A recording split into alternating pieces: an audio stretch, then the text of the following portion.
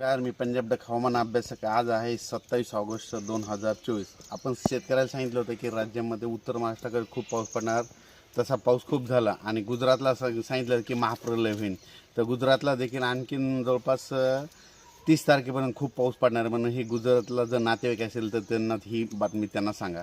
पण महाराष्ट्रामध्ये आता सांगायचं झालं तर आज आहे 27, म्हणजे आणखीन नाशिककडे 27, 28, 29, 30पर्यंत थोडा पाऊस राहणारच आहे. आणि राज्यात जर सांगायचं झालं तर आता 2-3 दिवस थोडा पावसाचा जोर ओसरण, पण कडक ऊन पडणार आहे. कडक ऊन पडल्याच्या नंतर काय होणार, दुपारनंतर खूपच मोठा असा पाऊस येणार आहे. मग 3-4च्या दरम्यान जोरात पाऊस पडणार आहे. सर्व दूर नसणारे भाग बदलत पडणार आहे, म्हणून हा अंदाज लक्षात यायचा.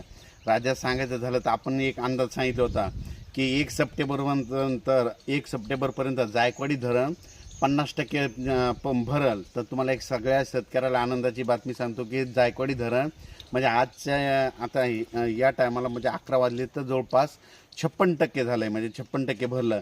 आणि परत एक आनंदाची बातमी सांगतो की 5 सप्टेंबरपर्यंत जायकवाडी धरण